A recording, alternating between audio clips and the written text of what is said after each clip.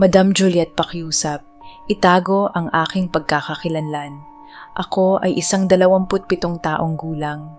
Noong Enero 2021, sa panahon ng pandemya, nakilala ko ang online talpak. Nakita ko ang aking kapatid na naglalaro gamit ang kanyang cellphone at naingganyo ako dahil nananalo siya. Tinanong ko siya kung paano magpa-load at binigyan niya ako ng agent para makapag-load ako. Naglaro ako agad at sa unang cash-in ko ng 1,000 piso, hindi nagtagal naging 28,000 piso agad. Parang madali lang, enjoy ka na, panalo ka pa. Kaya nag-cash out agad ako at binili ang mga bagay na gusto ko. Pagkatapos kong makauwi at mag-shopping, napaisip ako na maglaro ulit dahil nanalo ako at naisip ko mananalo pa ulit ako. Sa loob ng isang araw, naubos at nawala ang 28,000 piso na panalo ko. Hindi ako tumigil at patuloy na naglaro para makabawi. Hindi ko namamalayan na mas malaki na pala ang nawala ko. Tumigil lang ako nung naubos na ang aking savings. Maging ang iba kong gamit ay nabenta ko na.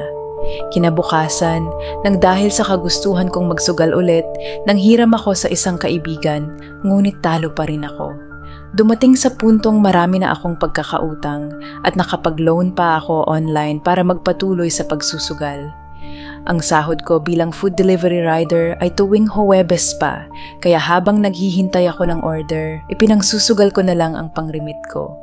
Oo, habang nagtatrabaho ako, pinagsasabay ko pa rin ang pagsusugal, pero walang pagbabago, talo pa rin ako. Hindi na ako nakakabiyahe dahil napunta lang sa pagsusugal ang perang dapat sana'y pangrimit ko. Pansamantalang nawalan ako ng trabaho at dahil sa mga pagkakamali ko, nawalan na ako ng ilang kaibigan. Hindi ko na kayang bumili ng mga bagay na dating madali lang makuha at hindi na rin ako nakakapagbigay sa magulang ko dahil sa mga kalokohang ginawa ko. Dumating na sa punto na sinisingil na ako ng mga pagkakautangan ko at sabay-sabay pa. Hindi ko na alam ang gagawin ko. Naguluhan ako at nawalan ng direksyon. Dahil marami na ang naniningil, lumapit ako sa isang tunay na kaibigan at inamin ko ang lahat ng pinagdaanan ko at mga kalokohan. Hindi siya nagdalawang isip na tulungan ako, ngunit hindi pa rin sapat. Pinayuhan niya akong sabihin sa mga magulang ko ang nangyayari sa buhay ko. Tinawagan ko ang mama ko at inamin ko lahat sa telepono habang umiiyak. Pinauwi ako at kinausap at ayon nga sa kanila, walang magulang na hindi kayang tiisin ang anak nila. Binayaran nila ang mga utang ko at tinulungan ako ng mga kapatid ko. Nakabalik ako sa trabaho at nagsikap na magbago. Ngunit ilang araw lang ay parang may bumubulong na sa akin na maglaro ulit at sa kasamaan ng pagkakataon, naglaro ulit ako at nagbabaka sakali na makabawi. Pero wala pa ring nangyari, naubos na naman at nagkautang ulit ako. Natutunan kong magsinungaling para lang may pangsugal at nalaman ng mga magulang ko na nagbalik ako sa online sabong. Binayaran nila ulit ang mga utang ko at pinatigil nila ako sa trabaho. Nagkulong ako sa kwarto dahil ayaw kong sumunod sa gusto nila na iparehab ako. Sa mga madaling araw, lumalabas lang ako para kumain. Madalang na akong maligo at pakiramdam ko ay wala na ako sa sarili ko. Nasigawan ko na ang mga magulang ko pero hindi ko naman talaga sila ginaganyan. Sumagi na sa isip ko ang magtapos ng buhay pero hindi ko nagawa. May mga kaibigan na dumadalaw sa bahay pero hindi ko sila kinakausap dahil sa sobrang hiya ko sa sarili ko. Dumaan ang mga buwan at noong Hunyo 2022, nagkaroon ako ng trabaho muli. May mga utang pa, pero sa awa ng Diyos, nabayaran ko rin sila at nakapag-ipon kahit kaunti. Akala ko okay na ako at tapos na sa ganitong sitwasyon hanggang nakilala ko na naman ang isang sportsbook NBA betting site.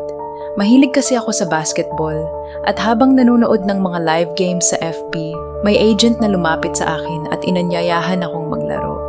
At ayun na nga, balik sa pagsusugal ulit. Ang maliit kong cash-in ay naging malaking halaga at dumating na naman sa punto na ang buong sahod ko ay nauubos sa pagsusugal. Hindi ko na naman matulungan ang magulang ko at masama pa, ako pa ang minsan nang hihingi at nagagalit kapag hindi binibigyan.